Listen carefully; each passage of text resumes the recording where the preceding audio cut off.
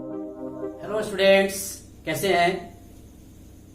आज ये नया वीडियो लेकर के आ गए जिसका नाम है पुष्प का नर जनन भाग अर्थात पुंकेसर। इसके पहले वाले वीडियो में हम लोगों ने पुष्प के संरचना के बारे में पढ़ा था, तो आज हम उसके मेन रिप्रोडक्टिव पार्ट्स के बारे में पढ़ेंगे।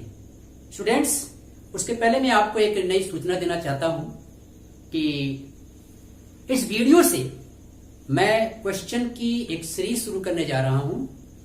वीडियो में आपको कुछ क्वेश्चन दिए जाएंगे और उन क्वेश्चंस का आपको कमेंट बॉक्स में आंसर देना है। इस क्वेश्चन का आंसर मैं अगले वीडियो में दूंगा। तो आइए शुरू करते हैं आज का वीडियो, पुष्प का नर जनन भाग अर्थात पुंकेसर। जैसा कि पिछले भाग में मैंने पढ़ाया था कि किसी पुष्प के 4 होल पाए जाते हैं, बाह्य दल, दल और उसके अंदर ये तीसरा होल जो होता है जिसे हम लोग पुमंग बोलते हैं, और पुमंग की जो यूनिट होती है उसे हम पुंकेसर कहते हैं, या एंड्रोसियम की जो यूनिट होती है उसे स्टेमन कहते हैं। वास्तव में स्टेमन जो होता है वो कैसा होता है? एक प्ररूपी स्टेमन या एक प्ररूपी पुंकेसर के 2 भाग होते हैं। लंबा पतला डंठल पुतंतु होता है और द्विपालित परागकोश होता है।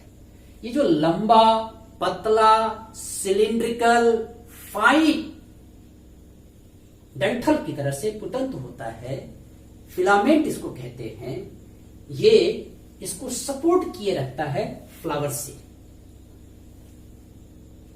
ये आप देख पा रहे होंगे, यहां पर एक स्टेमन की संरचना है। इस स्टेमन में आप ये वाला हिस्सा फूला हुआ हिस्सा और ये वाला हिस्सा इसका बारीक सा हिस्सा सिलिंड्रिकल हिस्सा होता है। तो इस भाग को हम फूले हुए भाग को एंथर बोलते हैं, जो कि द्विपालित होता है, और ये वाला जो हिस्सा होता है वो पतला सा बारीक सा सिलिंड्रिकल होता है, पेरेन्काइमेटस टिश्यूज से बना होता है, वेस्कुलर स्ट्रैंड्स भी इसमें पाए जाते हैं। इसे हम लोग फिलामेंट या पुतंतु कहते हैं। वास्तव में एक स्टेमन जो होता है इसकी संख्या और इसकी लंबाई अलग अलग फ्लावर्स में, अलग अलग पुष्प में क्या होती है, जातियों के हिसाब से वेरी करती रहती है। अलग अलग जातियों में इनकी संख्या अलग अलग होती है, इनकी लंबाई अलग अलग होती है। आपने देखा होगा गुड़हल का पुष्प, तो गुड़हल के पुष्प में आपने बहुत सारे स्टेमन्स देखे होंगे। इसी प्रकार आप रोजेसी में गुलाब का फूल देखें तो गुलाब के फूल में भी बहुत सारे स्टेमन्स हैं। अमरूद का आप देखें या अनार का देखें तो वहां भी आपको बहुत सारे स्टेमन्स मिल जाएंगे। ठीक इसी प्रकार से यदि आप क्रूसिफरी फैमिली में या ब्रेसिकेसी फैमिली में अगर आप देखें तो वहां पर क्या स्थिति दिखाई पड़ती है? बाहर की ओर दो छोटे स्टेमन दिखाई पड़ते हैं और भीतर की ओर 4 बड़े स्टेमन दिखाई पड़ते हैं। भीतर की ओर 4 बड़े स्टेमन दिखाई पड़ते हैं। कहने का तात्पर्य यह है कि 2 छोटे स्टेमन बाहर की ओर और 4 बड़े स्टेमन अंदर की ओर, इस अवस्था को कहा जाता है टेट्राडाइनेमस कंडीशंस कहा जाता है, या चतुर्दीर्घीय अवस्था कहा जाता है। ये फैमिली ब्रेसिकेसी में पाया जाता है। सरसों आप देखे होंगे तो सरसों आप देखिएगा कि बाहर 2 एंथर पाए जाते हैं, 2 स्टेमन पाए जाते हैं, छोटे छोटे होते हैं, और 4 अंदर की ओर जो बड़े होते हैं, अर्थात 2+4 की स्थिति पाई जाती है वहां पर ब्रेसिकेसी। तो इस प्रकार से इनकी संख्या जो होती है अलग अलग जातियों में अलग अलग होती है। अब बात कर लेते हैं इसकी एंथर की। तो एंथर आप देख रहे हैं ये कैसा दिखाई पड़ रहा है? द्विपालित दिखाई पड़ रहा है। द्विपालित एंथर दिखाई पड़ रहा है, और ये द्विपालित एंथर जो होता है इस फिलामेंट से जुड़ा रहता है कनेक्टिव के द्वारा। द्विपालित एंथर कनेक्टिव के द्वारा जुड़ा रहता है, और कनेक्टिव एक प्रकार का स्टेराइल टिश्यू होता है जिसमें वेस्कुलर स्टेम्स पाए जाते हैं। एक चीज और ध्यान से देखें अगर आप, तो आप ये पाएंगे कि ये जो फिलामेंट है, फिलामेंट फ्लावर के थैलेमस से भी जुड़ा हो सकता है, फिलामेंट आपके पेटल से भी जुड़ा हो सकता है और सेपल से भी जुड़ा हो सकता है। मतलब ये कि हम ये सिर्फ एक लाइन से हम ये नहीं कह सकते हैं कि नहीं स्टेमन जो हो थैलेमस से जुड़ा होता है। नहीं, स्टेमन थैलेमस से भी जुड़ा हो सकता है, स्टेमन सेपल से भी जुड़ा हो सकता है, स्टेमन जो होता है वो पेटल से भी जुड़ा हो सकता है। तो इस प्रकार से हमने ये देखा कि ये जो पुतंतु है, ये पुतंतु एक तरफ तो क्या कहते हैं इस यंथर से जुड़ा हुआ है और यही पुतंतु जो है अगला हिस्सा इसका जो है वो या तो थैलेमस से जुड़ा हुआ है, या तो सेपल से जुड़ा हुआ है, या तो पेटल से जुड़ा हुआ है। एक मैच्योर एंथर को अगर हम इस तरह से काटें, उसका टीएस काटें, तो आपको कुछ ऐसी संरचना दिखाई पड़ती है। आप यहां देख पा रहे होंगे कि ये पूरा का पूरा एक लोब है और ये उसका ये दूसरा लोब है। और एक लोब में आप क्या देख पा रहे होंगे, 2 चैम्बर दिखाई पड़ रहे हैं, 2 चैम्बर।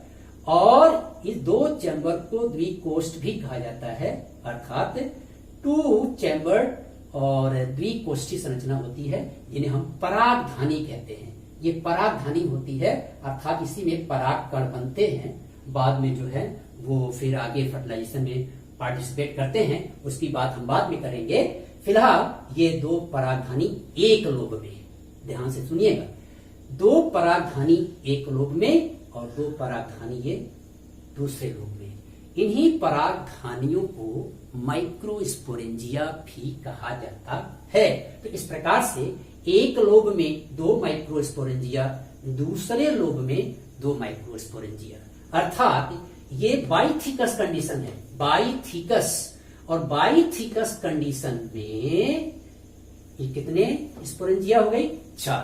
तो इस प्रकार से इस अवस्था को हम लोग क्या कहते हैं, बाइथिकस टेट्रास्पोरेंजिएट एंथर कहते हैं, या द्विपालित चतुर स्पोरेंजिएट परागकोश कहते हैं। द्विपालित चतुर स्पोरेंजिएट परागकोश कहते हैं। ये वास्तव में टिपिकल स्ट्रक्चर है, टिपिकल यानी कि प्रारूपी संरचना है। प्लांट किंगडम में कुछ एक्सेप्शंस भी पाए जाते हैं, कुछ अपवाद भी पाए जाते हैं। और ये अपवाद क्या होते हैं आप इसको भी जान लें। जैसे ये तो एक प्रारूपिक हो गया, अब एक्सेप्शन क्या मिलता है तो आपको मैं बता दूं कि ये देख रहे होंगे एक किडनी शेप्ड स्ट्रक्चर आपको दिखाई पड़ रही होगी, ब्रिक की तरह से संरचना दिखाई पड़ रही है, या गुर्दे की तरह से संरचना दिखाई पड़ रही है। वास्तव में यह भी एक प्रकार का एंथर है जो कि फैमिली मालवेसी में पाया जाता है, जिसमें गुड़हल पुष्प पाया जाता है। तो इसमें आप क्या देख पा रहे हैं, यहाँ तो बाइथिकस दिखाई पड़ रहा है, लेकिन यहाँ मोनोथिकस है, एक ही लोब है और एक ही लोब में 2 माइक्रोस्पोरेंजिया पाई जाती है। यानी कि इस स्थिति को कहते हैं monothecous monosporangiate, monothecous disporangiate, sorry monothecous disporangiate condition होती है, डाइस्पोरेंजिएट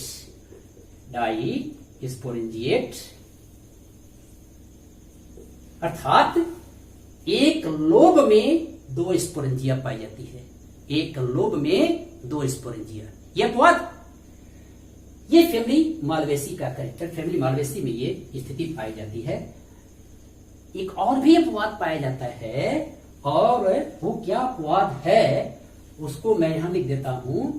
उसको कहते हैं मोनोथिकस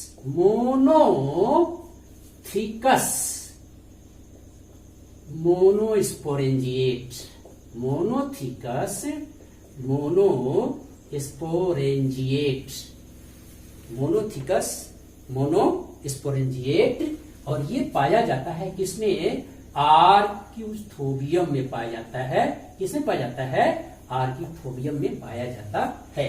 तो 2 चीजें आपको दिखाई पड़ गई, एक तो मोनोथिकस डाइस्पोरेंजिएट कंडीशन मालवेसी में, और एक मोनोथिकस मोनोस्पोरेंजिएट कंडीशन आर्क्यूथोबियम में पाया जाता है, जो कि दोनों क्या है, एक्सेप्शन है। एक चीज और आपको यहां बता दूं मैं आपको, जैसे द्विपालित परागकोश की बात हो रही है, और परागकोश कैसा होता है, फर्टाइल होता है, लेकिन जो एंथर या परागकोश कैसिया में पाया जाता है वो वास्तव में कैसा होता है, स्टेराइल होता है, अर्थात स्टेमिनोड स्टेमन की कहलाता है, स्टेमिनोड स्टेमन कहलाता है, अर्थात यहाँ एंथर जो होता है वो स्टेराइल होता है। तो एक बार बच्चों, मैं समझता हूं आपके समझ में आ गया होगा, लेकिन ये जो चीजें लिखी हुई हैं जरा इसको भी आप एक बार ध्यान से देख लें और इसकी मीनिंग को समझ लें। तो एक प्रारूपी पुंकेसर के दो भाग होते हैं, लंबा पतला डंठल पुतंत। लंबा पतला डंठल पुतंत जो होता है वो, और दूसरा जो पार्ट है द्विपालित, मतलब दो लोब, उसमें परागकोश। परागकोश कैसा है, द्विपालित है। प्रत्येक पाली में दो दो कोष्ठ होते हैं, प्रत्येक पाली में दो दो कोष्ठ होते हैं, अर्थात वो कैसा होता है, द्विकोष्ठी होता है, टू चैम्बर्ड होता है। परागकोश कैसे होते हैं, चार दिशी होते हैं, अर्थात ये देख पा रहे होंगे, और यहां पर इस कोने में, इस कोने में, इस कोने में, इस कोने में, तो ये टेट्रागोनल स्थिति है, टेट्रागोनल, अर्थात ये चार कोणी है या चार दिशी है, और इस कोने पर माइक्रोस्पोरेंजिया बनेगी, इस कोने पर माइक्रोस्पोरेंजियम बनेगा, इस कोने पर माइक्रोस्पोरेंजियम बनेगा, इस कोने पर माइक्रोस्पोरेंजियम बनेगा। तो इस प्रकार से ये कैसा है, टेट्रागोनल संरचना है, जिसमें चारों कोनों पर लघु बीजाणुधानी या माइक्रोस्पोरेंजियम होती है।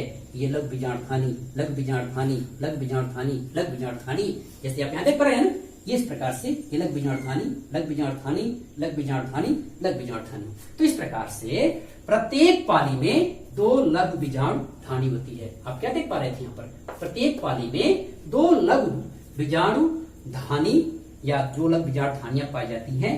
परागकोश के दोनों लोब्स के बीच में योजी पाई जाती है। योजी, ये वाला हिस्सा क्या कहलाता है, कनेक्टिव कहलाता है, योजी कहलाता है। और इसमें क्या होते हैं, वेस्कुलर स्ट्रैंड होते हैं, योजी होती है। हर एक लोब में दो परागधानी होती है, जिन्हें लघु बीजाणुधानी या माइक्रोस्पोरेंजिया भी कहते हैं। इस प्रकार एक प्ररूपी परागकोश में चार माइक्रोस्पोरेंजिया पाई जाती है, जिसे टेट्रास्पोरेंजिएट अवस्था कहते हैं। तो इस प्रकार से एक पुष्प के नर जनन भाग की संरचना आपने पढ़ ली। अब यहाँ पर उस देख रहे हैं, ये भी एक यंत्र का टीएस है, और यहाँ पर इस जो संरचना होती है इसको हम लोग बोलते हैं कनेक्टिव बोलते हैं, या इसमें भी वेस्कुलर स्ट्रैंड्स पाए जाते हैं, अर्थात संवहन ऊतक पाए जाते हैं। और ये चार कोनों पर चार माइक्रोस्पोरेंजिया दिखाई पड़ रही है। अब बारी है आपके क्वेश्चन की जवाब देने की, तो मैं इसको मिटाता हूं और उसके बाद आपको क्वेश्चन नोट करने हैं, ठीक है स्टूडेंट्स। आपका पहला प्रश्न है, योजी किसको जोड़ती है, कनेक्टिव किसको जोड़ने का कार्य करती है।